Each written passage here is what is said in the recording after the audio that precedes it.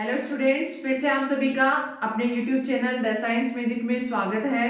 नए अपडेट्स के लिए आप अपने चैनल द साइंस मैजिक को सब्सक्राइब कर सकते हो और अपने फ्रेंड्स तक शेयर कर सकते हो, जिससे जो 12th क्लास के बच्चे हैं उनको लाभ मिल सकता है। नई क्लासेस जैसे केमिस्ट्री है, फिजिक्स है, मैथ्स है, बायोलॉजी है, इनकी क्लासेस जो आगे से आगे क्लासेस हैं उनके नए अपडेट्स मिल सकते हैं आपको।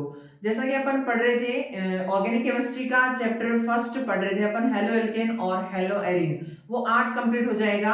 आज लास्ट क्लास अपनी जिसमें अपन पढ़ रहे थे हेलो एरिन जो है उनकी केमिकल रिएक्शंस पढ़ रहे थे। हेलो एरिन की केमिकल रिएक्शंस में अपन ने पहले रिएक्शन कर ली थी nucleophilic substitution reactions. Second number जो रिएक्शन है इसमें वो है इलेक्ट्रोफिलिक सब्स्टिट्यूशन रिएक्शन, और थर्ड और लास्ट नंबर जो रिएक्शंस है वो है रिएक्शन विथ मेटल, धातुओं के साथ अभिक्रिया। तो आज अपन सेकंड और थर्ड नंबर रिएक्शंस पढ़ेंगे किसकी, हेलो एरिन की। चलो स्टार्ट करते हैं अपन। सेकंड नंबर जो रिएक्शन है वो है electrophilic electrophilic substitution reaction. Electrophilic substitution reaction Hindi में जिसे बोला जाता है इलेक्ट्रॉन से नहीं प्रतिस्थापन अभिक्रिया। देखो होता क्या है, जैसे आप हेलो एरिन की रिएक्शन पढ़ रहे हो तो हेलो एरिन को ले लेते हैं अपन। ये अपन ने एक हेलो एरिन ले लिया। अब देखो आपको पता है कोई भी हेलोजन एटम होता है उसके पास 3 लोन पेयर्स प्रेजेंट होते हैं। हेलो एरिन जो भी है उससे क्या जुड़ा हुआ होगा, हेलोजन जुड़ा हुआ होगा, और हेलोजन के पास क्या रहते हैं, 3 लोन पेयर्स प्रेजेंट होते हैं। अब देखो ये जो है इसमें जो लोन पेयर्स हैं उनमें उनके कारण अपन रेजोनेंस देखते हैं। देखो क्या होता है, लोन पेयर्स जो है वो कार्बन हेलोजन बॉन्ड पे माइग्रेट हो जाते हैं और आगे वाला बॉन्ड जो है वो आगे वाले कार्बन पे माइग्रेट हो जाता है। इस प्रकार से इसमें क्या होता है, रेजोनेंस होता है और ये रेजोनेटिंग स्ट्रक्चर बनाता है। देखो इस प्रकार से ये वाले बॉन्ड के इलेक्ट्रॉन तो यहाँ आ गए, एक बॉन्ड ये बचा है, एक बॉन्ड ये है, और यहाँ पर क्या आ गया, डबल बॉन्ड आ गया, और यहाँ पर क्या आ गए, 2 लोन पेयर है अपने, और यहाँ पर जहां से इलेक्ट्रॉन मूव किया है या फिर 2 इलेक्ट्रॉन मूव किए हैं वहां पर क्या आ जाएगा, पॉजिटिव चार्ज आ जाएगा। अब देखो यहाँ पर क्या हो गए थे, इलेक्ट्रॉन आ गए थे, ये वाले इलेक्ट्रॉन क्या करेंगे, यहाँ पर बॉन्ड बनाएंगे, और ये वाले इलेक्ट्रॉन क्या कर लेंगे, आगे वाले कार्बन पे चले जाएंगे। अब देखो आगे जो स्ट्रक्चर बनेगी वो किस प्रकार से बनेगी, देखना आप। अगली रेजोनेंस स्ट्रक्चर, रेजोनेटिंग स्ट्रक्चर जो है वो इस प्रकार से बनेगी। यहाँ पर डबल बॉन्ड आ जाएगा और यहाँ पर क्या आ जाएगा, पॉजिटिव चार्ज है ही अपना, और यहाँ पर देखो ये नेगेटिव चार्ज है। यहाँ पे ये वाला इलेक्ट्रॉन जो है वो यहाँ पे मूव करेंगे और ये वाला बॉन्ड जो है ये ब्रेक होकर के आगे आगे वाले कार्बन पे इसके इलेक्ट्रॉन चले जाएंगे। आगे देखो इसमें आगे वाली जो स्ट्रक्चर बनेगी, यहाँ पर डबल बॉन्ड, यहाँ पर भी क्या आ गया, डबल बॉन्ड, और यहाँ पर डबल बॉन्ड है पहले से, और ये पॉजिटिव चार्ज है अपना, और इस वाले कार्बन एटम पे क्या प्रेजेंट है, इलेक्ट्रॉन्स। ये वाले इलेक्ट्रॉन्स कहाँ मूव करेंगे, यहाँ पर बॉन्ड बना लेंगे, और ये वाले इलेक्ट्रॉन फिर से कहाँ चले जाएंगे, लॉन पेयर की जगह चले जाएंगे। देखो आगे जो स्ट्रक्चर बनेगी वो इस प्रकार से बन जाएगी अपनी। यहाँ पर बॉन्ड आ गया, एक बॉन्ड यहाँ पर आ गया और एक बॉन्ड यहाँ पर आ गया, ये सिंगल बॉन्ड हेलोजन, ये क्या आ गए आपके लोन पेयर आ गए फिर से। तो ये क्या बनती है, हेलो एरिन की रेजोनेटिंग स्ट्रक्चर है। ये हेलो एरिन की क्या है, रेजोनेटिंग स्ट्रक्चर है। और रेजोनेटिंग स्ट्रक्चर में आपने देखा होगा कि जो ऑर्थो पेरा पोजीशन है किसकी, हेलो एरिन की। हेलो एरिन में जो ऑर्थो पेरा पोजीशन है, जैसे ये ऑर्थो, ये पेरा, ये ऑर्थो, इस पे क्या है, इलेक्ट्रॉन डेंसिटी ज्यादा है। क्या है, इलेक्ट्रॉन डेंसिटी ज्यादा है।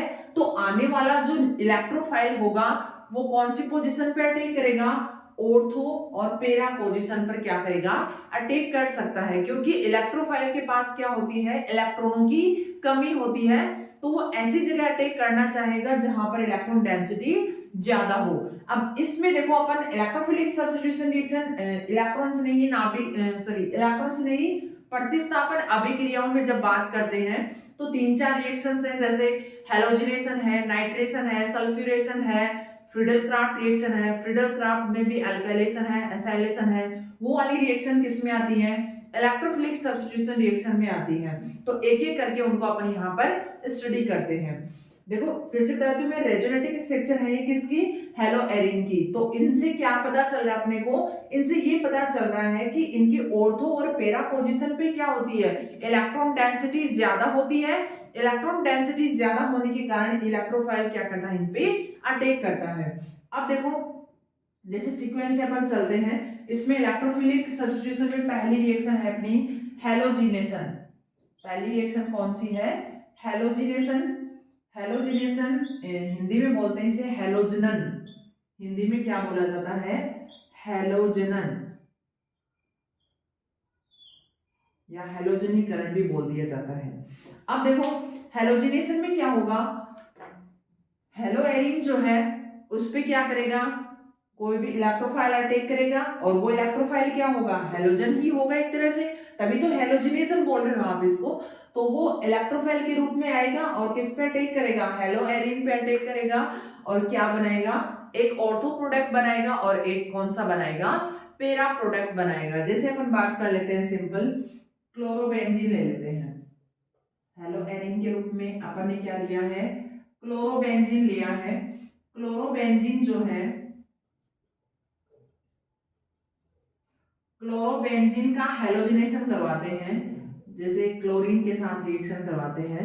और ये किसके प्रेजेंस में करवाते हैं अपन, FeCl3 की प्रेजेंस में करवाते हैं। FeCl3 की प्रेजेंस में करवाएंगे तो इससे प्रोडक्ट जो बनेगा वो ऑर्थो और पेरा प्रोडक्ट बनेगा।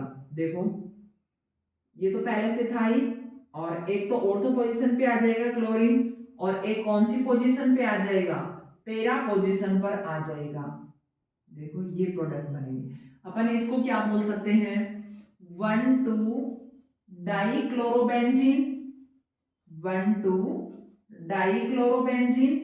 और इसको बोल सकते हैं अपन 1,4 डाइक्लोरोबेंजीन, 1,4 डाइक्लोरोबेंजीन। फिर से देखो आप, ये अपन ने हैलोजिनेशन में भी क्या करवाया है, क्लोरीनेशन करवाया है। देखो क्लोरोबेंजीन लिया है अपन ने, तो अपन इसका क्लोरीनेशन करवा रहे हैं। आप क्लोरीनेशन करवा सकते हो, ब्रोमिनेशन करवा सकते हो, हैलोजिनेशन में आ जाएगी ये, ठीक है। तो ये किसके प्रेजेंस में करवाना है, फेरिक क्लोराइड के प्रेजेंस में करवाना है। FeCl3 की प्रेजेंस में जब करवाते हैं तो दो प्रोडक्ट प्राप्त होते हैं, एक ऑर्थो प्रोडक्ट और एक पेरा प्रोडक्ट। तो ये था हैलोजिनेशन, जो किसका एग्जांपल है, इलेक्ट्रोफिलिक सब्स्टिट्यूशन रिएक्शन का। इससे आगे देखते हैं अपन नाइट्रेशन। ये हैलोजिनेशन कंप्लीट हो गया। अब सेकंड नंबर है नाइट्रेशन। नाइट्रेशन में क्या होगा, नाइट्रो ग्रुप जो है वो इलेक्ट्रोफाइल के रूप में आएगा। नाइट्रो ग्रुप इलेक्ट्रोफाइल के रूप में आएगा तो कौन सी पोजीशन पे अटैक करेगा, हेलोएरिन की, ऑर्थो और पेरा पोजीशन पे। वही बात, एक तो ऑर्थो प्रोडक्ट बनेगा और क्या बन जाएगा, पेरा प्रोडक्ट। बी नंबर जो है वो है अपना नाइट्रेशन। नाइट्रेशन हिंदी में बोला जाता है इसे नाइट्रीकरण। नाइट्रीकरण। देखो नाइट्रेशन में क्या होगा, कोई भी अपन क्या लेते हैं, हेलो एरिन ले लेते हैं। ये अपन ने हेलो एरिन ले लिया, जैसे क्लोरोबेंजीन ले लेते हैं, ये क्लोरोबेंजीन। इसकी रिएक्शन जब आप करवाते हो HNO2 के साथ, किसके साथ, HNO2 के साथ, और साथ में H2SO4 सल्फ्यूरिक एसिड लेते हो, साथ में क्या लेते हो, सल्फ्यूरिक एसिड लेते हो, तो क्या बनता है, सॉरी HNO3 के साथ नाइट्रिक एसिड। नाइट्रिक एसिड के साथ जब रिएक्शन करवाते हो, नाइट्रिक एसिड और साथ में क्या लेना है, सल्फ्यूरिक एसिड, तो इनसे क्या होता है, इनसे भी प्रोडक्ट के रूप में। देखो यहाँ पर जैसे मैकेनिज्म की बात करें तो अपने पास यहाँ पर इलेक्ट्रोफाइल निकल के आता है NO2+। NO2+ कैसे आता है, देखो जैसे एक बार थोड़ा सा शॉर्ट में बता देती हूँ मैं। जैसे एक साइड तो आपके पास क्या है, HNO3 है और साथ में क्या है, H2SO4। यहाँ पे HNO3 और H2SO4 से क्या बन जाएगा, एक तो NO2+ बन जाएगा अपने पास, और साथ में क्या रिलीज हो जाएगा, H2 रिलीज हो जाएगा, और क्या निकल जाएगा, HSO4-। अपना इलेक्ट्रोफाइल कौन सा बनेगा, NO2 प्लस। तो नाइट्रेशन में जो इलेक्ट्रोफाइल बनता है वो क्या बनता है, NO2 प्लस बनता है। NO2 प्लस जो है वो हेलोएरिन जो है आपका उसके ऑर्थो और पैरा पोजीशन पे अटैक करेगा। ऑर्थो और पैरा पोजीशन पे अटैक करेगा तो एक तो ऑर्थो प्रोडक्ट बनेगा और एक क्या बन जाएगा, पैरा प्रोडक्ट बन जाएगा। एक तो ऑर्थो प्रोडक्ट बन जाएगा और एक क्या बनेगा अपना, पैरा प्रोडक्ट बन जाएगा। ये पैरा प्रोडक्ट बन गया। इसको लिख देंगे 1 क्लोरो 2 नाइट्रोबेंजीन, 2 नाइट्रोबेंजीन। इसको बोल देंगे 1 क्लोरो 4 नाइट्रोबेंजीन, नाइट्रोबेंजीन। इस प्रकार से नाइट्रेशन में भी अपने पास हेलोजिनेशन के नाइट्रेशन से भी दो प्रोडक्ट प्राप्त होते हैं, ऑर्थो और पैरा प्रोडक्ट। अब देखो आगे बात करते हैं अपन। ये नाइट्रेशन कंप्लीट हो गया। नाइट्रेशन मैंने आपको बताया कि इलेक्ट्रोफाइल क्या बनता है, NO2 प्लस, और वो अटैक करेगा ऑर्थो और पैरा पोजीशन पे, सिंपल सा है। और आगे अपन देखते हैं सल्फ्यूरेशन। नाइट्रेशन के बाद में देखते हैं अपन सल्फ्यूरेशन। सल्फ्यूरेशन में भी क्या होगा, अपन जैसे ही हेलोएरिन की अभिक्रिया करवाएंगे सल्फ्यूरिक एसिड के साथ, किसके साथ, सल्फ्यूरिक एसिड के साथ। तो सल्फ्यूरिक एसिड के साथ रिएक्शन करवाएंगे तो क्या बनता है, सॉरी क्या होता है, सल्फ्यूरेशन होता है। सी जो नंबर रिएक्शन है अपनी वो है सल्फ्यूरेशन। सल्फ्यूरेशन, सल्फ्यूरीकरण बोलते हैं हिंदी में, सल्फ्यूरीकरण। अब देखो सल्फ्यूरीकरण में क्या होता है। सल्फ्यूरीकरण की जब बात करते हैं तो कोई भी हेलोएरिन ले लेते हैं, वही क्लोरोबेंजीन ले लेते हैं, क्लोरोबेंजीन, और इसकी रिएक्शन करवा देते हैं अपन H2SO4 किसके साथ, सल्फ्यूरिक एसिड। सल्फ्यूरिक एसिड के साथ इसके रिएक्शन करवाएंगे तो अपने पास क्या बचेगा भाई, देखो यहाँ पर जो इलेक्ट्रोफाइल बनता है वो बनता है SO3। ध्यान रखना इसका, क्या बनता है, SO3। इस पे कोई पॉजिटिव नेगेटिव नहीं होता है, ये क्या होता है, SO3 की फॉर्म में होता है। सल्फ्यूरेशन में पूछ लिया जाता है कभी एग्जाम में, कॉम्पिटिटिव एग्जाम जो है उनमें ऑब्जेक्टिव टाइप में, कि सल्फ्यूरेशन में जो इलेक्ट्रोफाइल बनता है वो कैसा बनता है। तो ऑप्शन में ऐसे आ जाता है HSO4, HSO4 और SO3 और SO3H भी आ जाता है, क्योंकि प्रोडक्ट में क्या क्या बनता है, ये SO3H की फॉर्म में आ जाता है।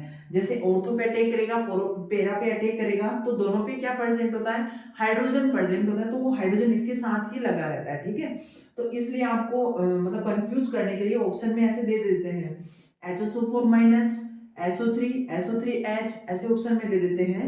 तो सही आंसर जो होता है इलेक्ट्रोफाइल वो कैसा होता है सल्फ्यूरेशन में, SO3। तो इसका सही आंसर आ जाएगा अपना SO3। अब देखो आगे बात करते हैं अपन, इसमें प्रोडक्ट क्या बनेगा, वही ऑर्थो पैरा पोजीशन पे अटैक करेगा, तो प्रोडक्ट भी क्या बनेगा, ऑर्थो और पैरा बनेगा। देखो ये क्लोरो है और एक तो ये बन जाएगा SO3H और एक पैरा पोजीशन पे आ जाएगा SO3H। ये क्लोरो है और ये SO3 अपना ये बनता है 1 क्लोरो, ऐसे भी लिख सकते हो आप direct, benzene sulphonic acid, sulphonic acid, और ये क्या आ जाएगा 4 chloro benzene sulphonic acid, sulphonic acid, ठीक है। ये सल्फोनिक एसिड है, इसके 4 पोजीशन पे क्या है, क्लोरो है, ऐसे लिख सकते हैं। सल्फोनिक बेंजीन सल्फोनिक एसिड है और ये क्या है, इसके सॉरी इसकी 2 पोजीशन पे, ऐसे लिखते हैं अपन, इसकी 2 पोजीशन पे क्लोरो है, 2 पोजीशन पे क्या है, क्लोरो है। अब देखो आप, जैसे ये तो सल्फ्यूरेशन था, फ्रेशर सल्फ्यूरेशन में क्या होता है, इलेक्ट्रोफाइल अपना SO3 बनता है। SO3 इलेक्ट्रोफाइल किस पे अटैक करेगा, क्लोरोबेंजीन की ऑर्थो और पैरा पोजीशन पे अटैक करेगा, तो ऑर्थो और पैरा पोजीशन से अटैक से ऑर्थो और पैरा प्रोडक्ट अपने बन जाते हैं। ये सल्फ्यूरेशन था। इसके बाद में आता है अपना फ्रीडल क्राफ्ट रिएक्शन। इसके बाद में आता है फ्रीडल क्राफ्ट रिएक्शन, वो भी इलेक्ट्रोफिलिक सब्स्टिट्यूशन का ही एक एग्जाम्पल है। फ्रीडल क्राफ्ट रिएक्शन, इसमें दो प्रोसेस आएंगे, एक तो एल्काइलेशन और एक आएगा एसाइलेशन। एक तो एल्काइलेशन आता है, एक एसाइलेशन आता है। एक तो अपना हो गया था हेलोजिनेशन, सेकंड हो गया था अपना नाइट्रेशन और थर्ड हो गया था अपना सल्फोरेशन। अब फोर्थ नंबर या फिर डी लिखे अपन, तो वो क्या है, Friedel craft reaction. Friedel craft reaction की बात करें तो हिंदी में से बोलते हैं फ्रीडल क्राफ्ट अभिक्रिया बोलते हैं, ठीक है। इसमें दो प्रोसेस है, एक तो है अपना एल्काइलेशन, एल्काइलेशन एल्काइलेशन में क्या हो जाएगा, एल्किल ग्रुप होगा इलेक्ट्रोफाइल के रूप में। एक आएगा सेकंड एसाइलेशन, उसमें क्या आएगा, एसिल ग्रुप हो जाएगा इलेक्ट्रोफाइल के रूप में। जैसे यहाँ पर भी अपन क्या कर लेते हैं, एग्जांपल के तौर पे लेते हैं क्लोरोबेंजीन। ये है क्लोरोबेंजीन। इसकी रिएक्शन अगर आप करवाते हो मैथिल क्लोराइड के साथ, मैं ले लेती हूँ एक मैथिल क्लोराइड, ठीक है। अब देखो मैथिल क्लोराइड में जब बॉन्ड ब्रेक होगा तो मैथिल पे क्या आएगा, पॉजिटिव चार्ज। मैथिल ग्रुप जो है इस पे क्या आएगा, पॉजिटिव चार्ज, और इस पे क्या आ जाएगा, नेगेटिव चार्ज। तो इलेक्ट्रोफाइल के रूप में कौन अटैक करेगा, CH3 अटैक करेगा, किस पे, ऑर्थो और पैरा पोजीशन पे अटैक करेगा, ठीक है। तो यहाँ से दो प्रोडक्ट पॉसिबिलिटी है, क्या क्या, एक तो ये बन सकता है ClCH3 और एक बन सकता है ClCH3। ये ऑर्थो और पैरा दो प्रोडक्ट बनते हैं, और इसका नाम लिखते हैं अपन, इसका नाम लिखे अगर तो क्या आ जाएगा, 1 chloro 2 Maithil benzene, 2 Maithil benzene. और यहां पर क्या आ जाएगा, 1 क्लोरो 4 मैथिल, क्लोरो पहले आएगा भाई क्योंकि C आ रहा है क्लोरो में और मैथिल में M आ रहा है, 4 मैथिल बेंजीन। ये बन गया अपना एल्काइलेशन का प्रोडक्ट। और सेकंड की बात करें अपन, सेकंड इसी में लिख लेते हैं एसाइलेशन। सेकंड आता है इसमें एसाइलेशन। एसाइलेशन में क्या होता है भाई, एसाइलेशन में एसिल ग्रुप किसके रूप में आता है, इलेक्ट्रोफाइल के रूप में आता है, और सिंपल सेम रिएक्शन हो जाती है ऐसे ही। ये लिया अपन ने क्लोरोबेंजीन ले लिया, और इसकी रिएक्शन करवाई है अपन जैसे एसिल क्लोराइड ले लेते हैं अपन, CH3COCl। ये क्या था अपना क्लोरोबेंजीन, और ये क्या लिया है अपन ने, एसिल क्लोराइड, ये लिया है एसिल क्लोराइड। अब देखो यहाँ पर ये वाला बॉन्ड जब ब्रेक होगा तो ये इलेक्ट्रॉन इसके पास, ये वाला कार्बन पॉजिटिव, ये वाला कार्बन क्या होगा, पॉजिटिव। तो ये कहाँ अटैक कर सकता है, तो ऑर्थो पोजीशन पे, और कहाँ अटैक कर सकता है, पैरा पोजीशन पे। तो इससे प्रोडक्ट क्या बन जाएगा अपना, इससे प्रोडक्ट बन जाएगा ये Cl आ गया, और एक बार तो यहाँ पर COCH3, और एक बार ये वाला प्रोडक्ट बन जाएगा COCH3। इसका नाम क्या लिखते हैं अपन, इसका लिख देते हैं 1 क्लोरो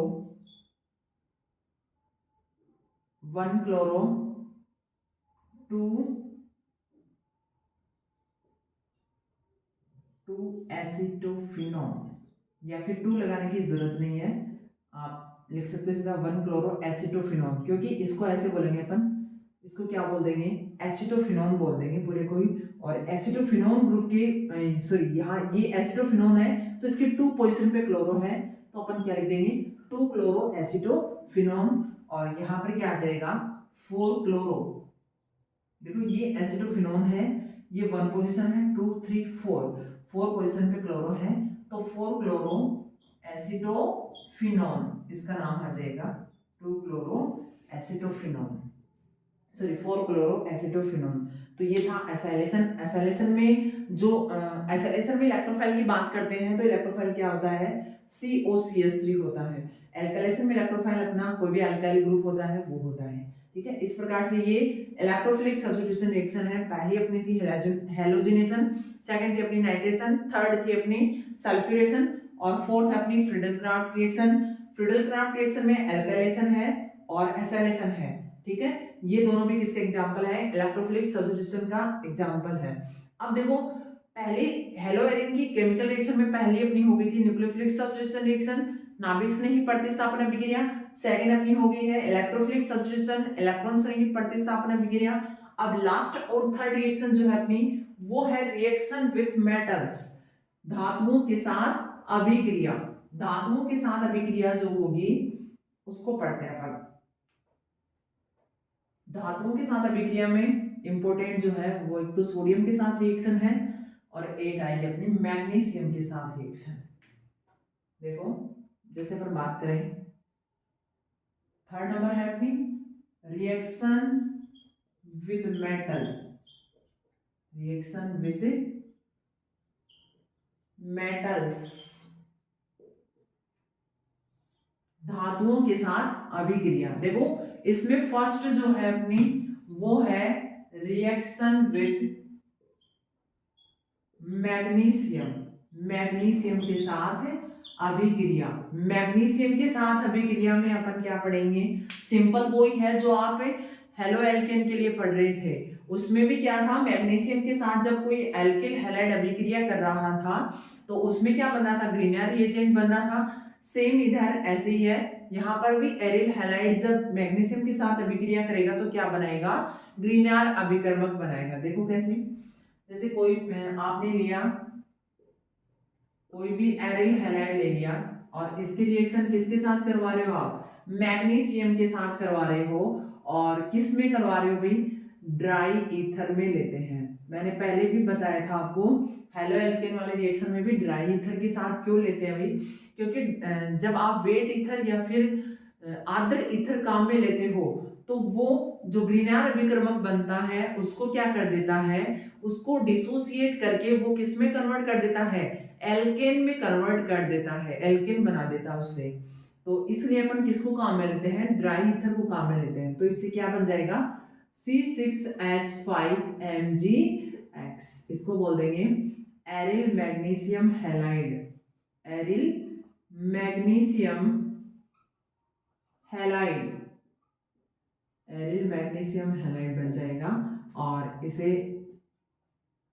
नॉर्मल लैंग्वेज में क्या बोल देते हैं अपन, ग्रीनियर अभिकर्मक, ग्रीनियर रिएजेंट।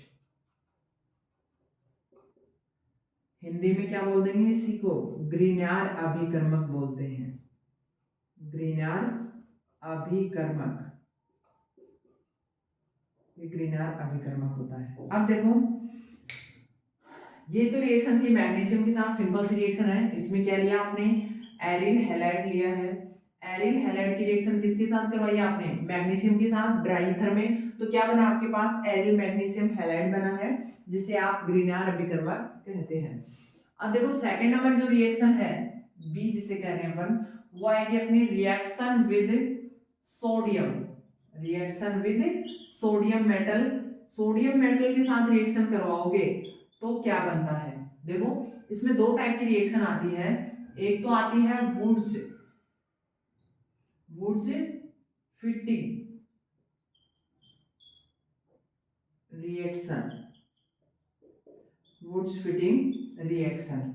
इसमें क्या होता है, देखो जैसे अपन बात करते हैं, अपन ने हेलो एल्केन में वुड्स रिएक्शन की बात की थी। वुड्स रिएक्शन क्या होती है भाई, देखो वुड्स रिएक्शन में क्या आता है कि आप एल्किल हैलाइड की अभिक्रिया अगर सोडियम के साथ करवाते हो तो उससे डबल कार्बन की आपको क्या मिलती है, एल्केन प्राप्त होती है। लेकिन जब वुड्स फिटिंग अभिक्रिया की बात करते हो तो इस केस में क्या होता है, एक तो आप क्या लोगे, एक तो भाई अपन लेंगे एरिल हैलाइड लेंगे और एक क्या लेंगे, एल्किल हैलाइड लेंगे।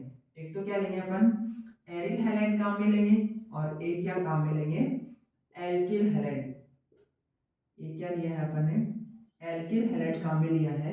और इनकी रिएक्शन किसके साथ करवा रहे हैं, सोडियम, यहाँ पर भी लिख सकते हो आप, उधर भी लिख सकते हो, ड्राई ईथर में करवाते हैं अपन, ड्राई ईथर में ये वाली रिएक्शन होती है। अब एक तो एरिल हैलाइड है, एक एल्किल हैलाइड है, तो सोडियम के 2 अपन मोल काम में लेंगे। अब देखो इनसे जो प्रोडक्ट बनता है वो बनता है अपना एल्किल एरिल, या फिर अपन कह सकते हैं, देखो ये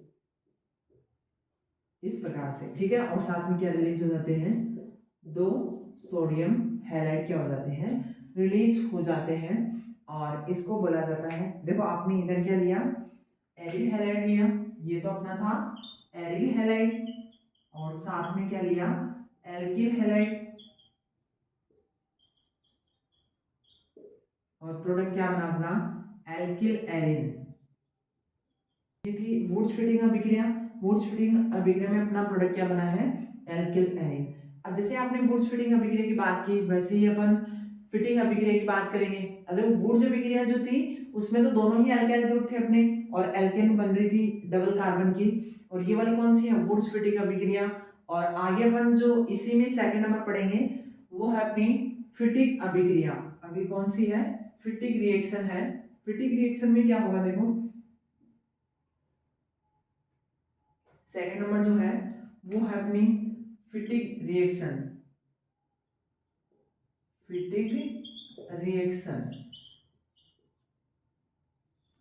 फिटिंग रिएक्शन में क्या होता है, जब आप हेलो एरिन जो है 2 मोल लेते हो इनके, और इनकी रिएक्शन करवाते हो सोडियम के साथ, किसमें, ड्राई ईथर में, तो क्या बनता है प्रोडक्ट के रूप में, सिंपल सी रिएक्शन है। प्रोडक्ट के रूप में अपने पास बनेगा बाइफेनिल। प्रोडक्ट के रूप में क्या बन जाएगा अपने पास, बाइफेनिल।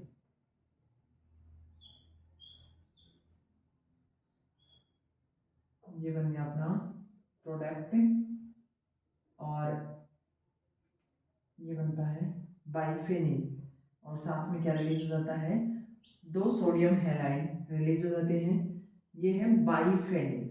अब देखो एक चीज ध्यान से देखना आप, जैसे अपन हेलो एल्केन में अपने पास आई थी वुड्स अभिक्रिया, और यहाँ पर आई है दोनों, एक तो वुड्स फिटिंग और एक फिटिंग रिएक्शन। इसमें देखो क्या अंतर है, थोड़ा सा इधर देख लो आप लोग, शॉर्ट में अपन बात कर लेते हैं इनकी। पहले तो अपने पास थी वुड्स रिएक्शन, और उसके बाद में आई थी Wurtz Fittig reaction, Wurtz Fittig reaction, और लास्ट में है अपनी फिटिंग रिएक्शन।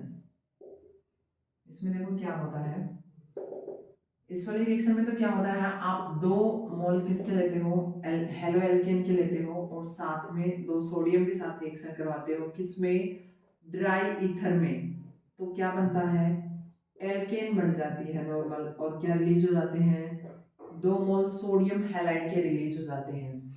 और वुड्स फिटिंग में क्या लिखते हैं अपन, देखो वुड्स फिटिंग की जब भी बात करते हैं तो क्या आता है, एक तो क्या होता है अपने पास हेलो एरिन होता है, और एक क्या रहता है अपने पास, एल्किल हैलाइड होता है, और इनकी रिएक्शन किसके साथ करवाते हैं, सोडियम मेटल के साथ, और ड्राई ईथर में करवाते हैं। तो इनसे क्या बनेगा, C6H5R बनेगा, ठीक है। और क्या रिलीज हो जाएगा, 2NaX रिलीज हो जाएंगे। और फिटिंग रिएक्शन की बात करते हैं तो दोनों ही मोल किसके लेते हैं अपन, एरिल हैलाइड के लेते हैं, और किसके साथ रिएक्शन करवाते हैं, 2 सोडियम के साथ ड्राई ईथर में करवाते हैं। तो क्या बनता है, C6H5, ये बनता है बाइफेनिल। और क्या रिलीज हो जाता है साथ में, 2 मोल सोडियम हैलाइड के रिलीज हो जाते हैं। देखो सबसे पहले तो वुड्स रिएक्शन अपने हेलो एल्केन में देखी थी, उसमें क्या होता है, एल्केन हैलाइड काम में लेते हैं, और क्या बनता है, एल्केन बनता है अपने पास, क्या बनता है, एल्केन। और वुड्स फिटिंग अभिक्रिया जो है इसमें क्या लेते हैं, एक तो एरिल हैलाइड और एक एरिल हैलाइड, एक तो एरिल हैलाइड एक एल्किल हैलाइड, तो इससे क्या बन जाता है, एल्किल एरिन बन जाता है।